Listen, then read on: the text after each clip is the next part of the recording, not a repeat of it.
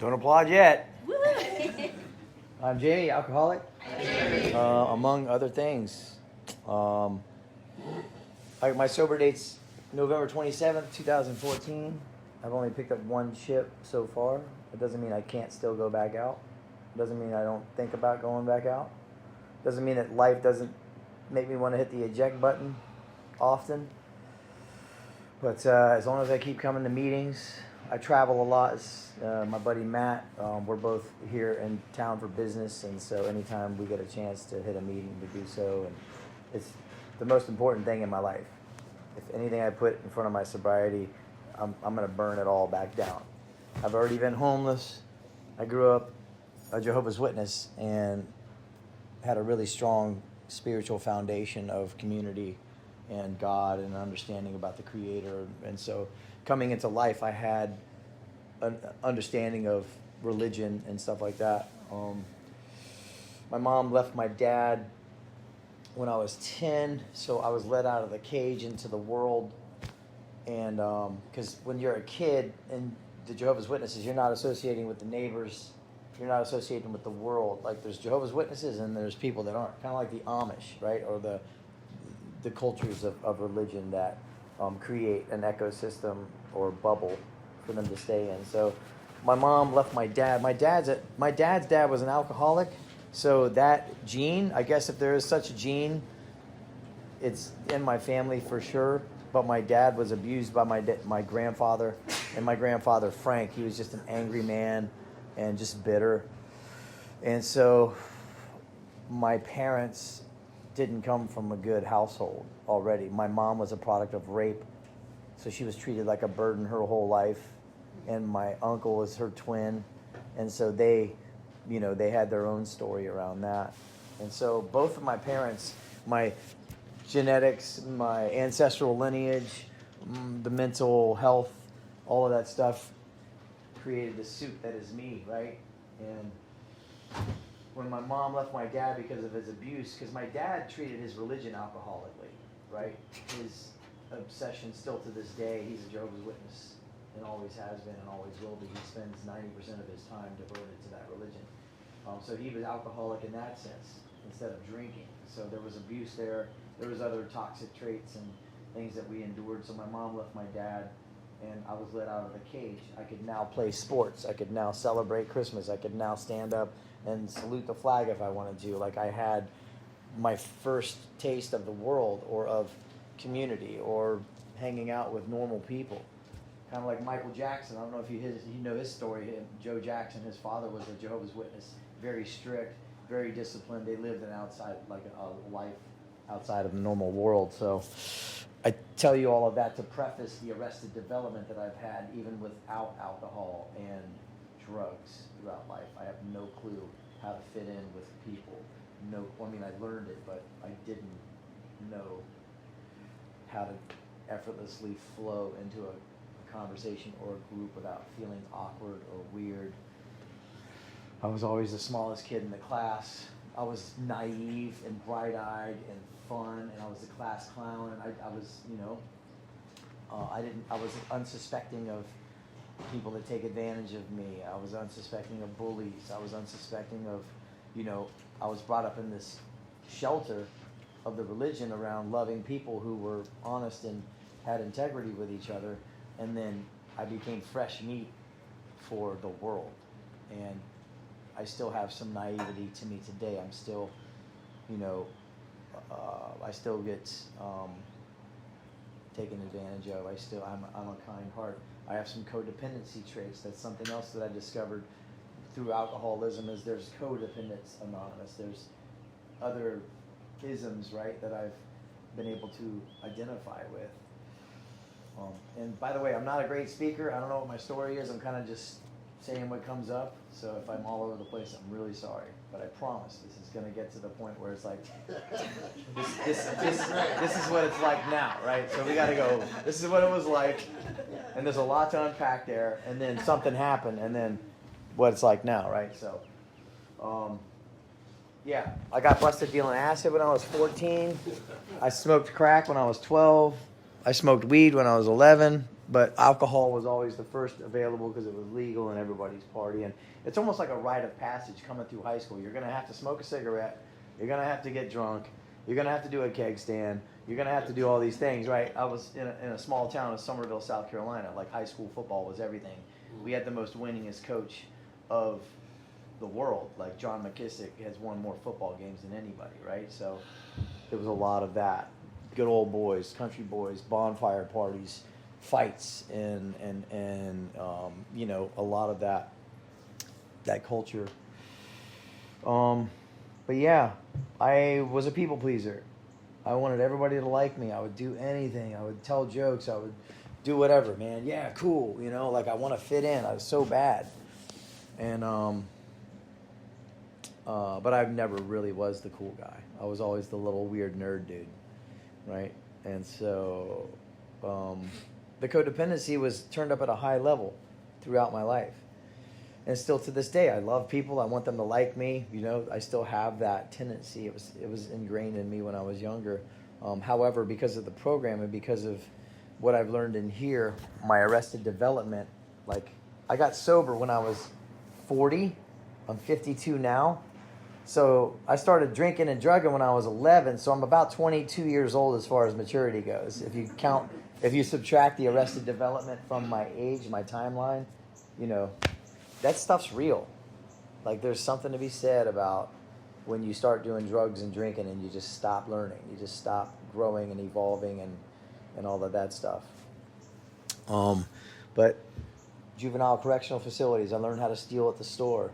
You know, I was getting arrested. I wasn't going to school. I was hanging out with the wrong people. I became a skateboarder, and I started winning contests riding skateboards, and that was my life. I was a little rebellious punk. And then I found guitar at 13 or 12 or 13, and like, I became addicted to playing Metallica and punk rock music and just, you know, wearing the badge of heavy metal, punk rock, skateboarder, FU society, FU people, who, you know what I mean? So a lot of that angst and anger from my abuse when I was a kid, you know, sexual abuse is part of my story, right? All of these things that, you know, I didn't understand at the time or still don't understand, but the whole soup of the world was, I was easy prey for con artists, manipulators, bullies, intimate relationships, you know, and I say that not as a victim, but as an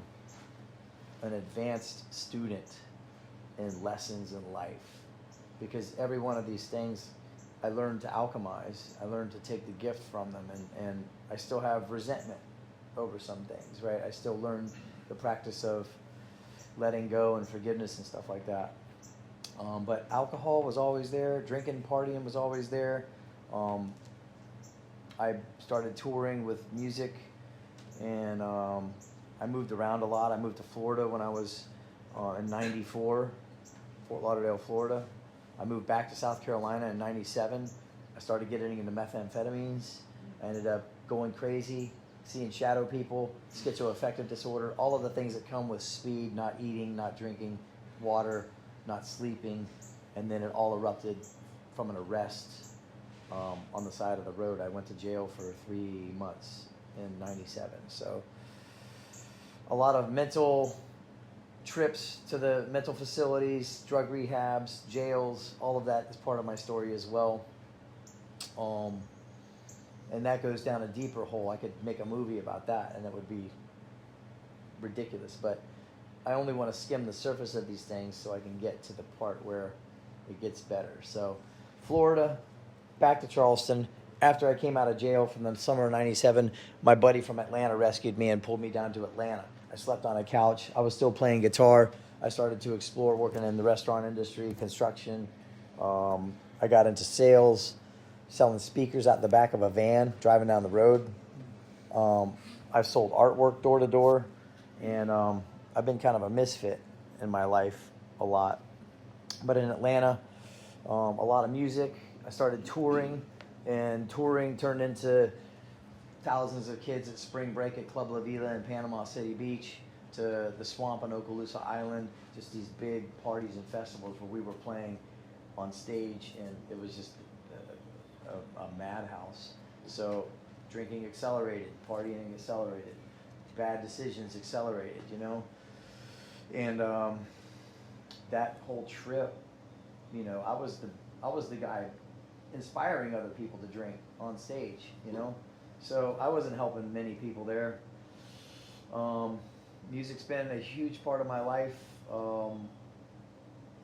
I take it seriously. It's been my drug. It's been my creative outlet. It's been therapy for me. It's been a way to connect with people, to teach kids. You know, there's a lot of positive things that come out of music when you get outside of that drinking, partying realm that the industry wants to push so bad. All of that, traveling to Costa Rica. I got sober in Costa Rica on Thanksgiving Eve was the last night I ever partied. There was a lot of alcohol involved. I just played the show. People were partying, having a great time. Alcohol and then leads to cocaine was part of my story as well.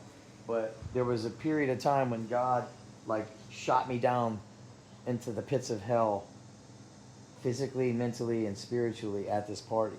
Like the sun was coming up. It was hot in Costa Rica at the time. It was the dry season. I didn't want to feel like that anymore. And so I quit cold turkey. Like I was like, there was a shock value to that situation for me that said, hang on a second, I'm not touching anything for a minute. I got to get my bearings back. I got to get some rest. I got to drink some water. I got to go to the beach. And then a friend of mine goes, hey man, we're going to this meeting. I was like, what meeting is that? He's like, oh, it's a AA, man. It's pretty cool. It's out here in Manuel Antonio. I was like, well, what's up with that? And he 12-stepped me, and he gave me a little rundown of like, so I had a problem with this, you know, and I found a group of people that I can go and talk to about it, and it's kind of helped me stay sober. And the way he laid it out, you know, God put him in my life to say, hey, like, here's an option. So I went to the meeting, and I fell in love with it. I was like, oh, this is awesome. And then I looked at the 12 steps, and I was like, step 4, I definitely need to do that. So I was one of the people that ran to step 4 instead of like running away from it. Like I was like that's the sauce, because I was in Costa Rica, and I don't know if you know anything about plant medicine or the New Age or the yogis or the whole spiritual guru like ecosystem. There's a tribe of people and a bunch of people that are aspiring life coaches at 23, trying to teach you how to live life and stuff and charge you for this program. And these people are practicing yoga and Reiki and all of these New Age arts, right? But one of the parts of that, which is great, one of the parts of that is the plant medicine part. The ayahuasca, the psilocybin, sweat lodges, San Pedro, all of these drugs. And it's a business, right? Because of my sobriety, I didn't take any of these medicines. But what I did do was I saw a parallel between the 12 steps and an ayahuasca ceremony, because people were telling me about what's going on with Pachamama. When you go under and you go into this, right, I'm going within, and it's exposing all of these things about my personality and all this work I need to do. I was like, that's step 4, you know? And then there's this grueling part where I'm exposed and like, you know what I mean? Like I couldn't hide from the universe. I was like, that's step 5. And then it was like, it showed me all the work I needed to do and what I needed to drop. I was like, that's 6 and 7. And then it was like, I went and made amends with my family. I was like, that's 8 and 9. And today I live in 10, 11, and 12. And this is a sober, keep your wits, stay grounded, connected to God, your higher power, whatever that means. Beautiful dance with spirituality, with my purpose on this planet, with my higher self, if you want to call it that. But most importantly, you know, God, whatever that means to you, the great outdoors, the gift of discernment, group of drunks. We have all these acronyms, right? But the reason why I stayed and why I do stay is because, for one, I get high on service now. I get high on watching people's eyes light up after a few weeks. I have 4 sober houses right now. I have 36 souls that I provide housing for that have a chance of getting their families back. And that feels good. So instead of getting high on the drugs and stuff, I get high on service. I get high on connecting with people in different cities. I've been to Tokyo, English-speaking meeting out there. Anywhere you go in the world, that meeting app will connect you with the program. And being Jehovah's Witness, growing up and feeling that community and that sense of belonging, right, I get in here. But the beauty of this, as opposed to Jehovah's Witnesses, is they're not telling you, like you guys aren't telling me what to believe about God, just my own understanding. And that's priceless, especially for rebellious people like me, you know? There's a lot of control in a cult. They'll tell you not to take a blood transfusion and die. They'll tell you you can't hang out with these people. They'll tell you if you do this, we're going to cast you out and you're going to be shunned from your family and our congregation. So they use fear as a control tactic. None of that is here. If you drink, you come back in, they're like, we're glad you're back. You know, so there's a lot of beauty to this program that I've learned, and just it becomes my new religion or my new practice. I call it a spiritual practice because religion is, you know, in itself an interesting word, right? God's an interesting word. These are the relationships that we've understood since childhood, and our relationship with religion and all of that creates my desire to stay away from it or anybody talking about it. So AA is the best thing. Today I try to live in 10, 11, and 12. If I drink, all bets are off because I'm going to run down the alley towards other things. Today I have daily reflections, 86 through 88. What used to be the occasional hunch or inspiration gradually becomes a working part of the mind. That's a powerful statement right there. When you read that in the morning, you're like, oh yeah, this is true. Fear of financial insecurity is gone. I know a new connection and hope and love. I'm loyal with my intimate partner. She is a nurse. She's in the program as well. I met her on my 3rd anniversary. You know, the program has just brought me so many gifts on so many levels. And how am I doing on time? You're good. You've been gone 20, but feel free to do a little more, whatever you want. All right. I'm a wreck. I'm a weird dude. And today, because of the program, I can accept that about myself and not care so much about what other people. I'm a reformed codependent. I still love people and I still desire to connect with people and bring value to people, but I don't need you to like me. I had a recent situation with my family. I hired my brother into this company that was a great opportunity for him, but he's still in active alcoholism and addiction. He signed a contract saying don't drink, but he drank. I had to fire him. So he turned into be this flaming ball of the Tasmanian devil hell for me, and went on social media and like blew our family up and all of our dirty laundry of our family and some of my 5th step work, and publicly like just gave it out there, right? And I could have drank over that, you know, but I didn't. And it's only because I come here, I hold myself accountable. I have thousands of AA numbers in my phone I can always call. There's no excuse why I should ever go out and pick up a drink. And that armor and that moat that's around my castle for my sobriety just keeps getting stronger and stronger every day. And I have a lot to lose today. I don't want to end up in jail. It keeps me from knocking people out. You know what I mean? It keeps me from pulling out the flamethrower and burning it all down, because I've actually built some equity and some assets and some compounding interest of doing the next right thing, 2% every day. And now I'm just so far away from that version of me that it's a working part of the mind. And that's about all I got.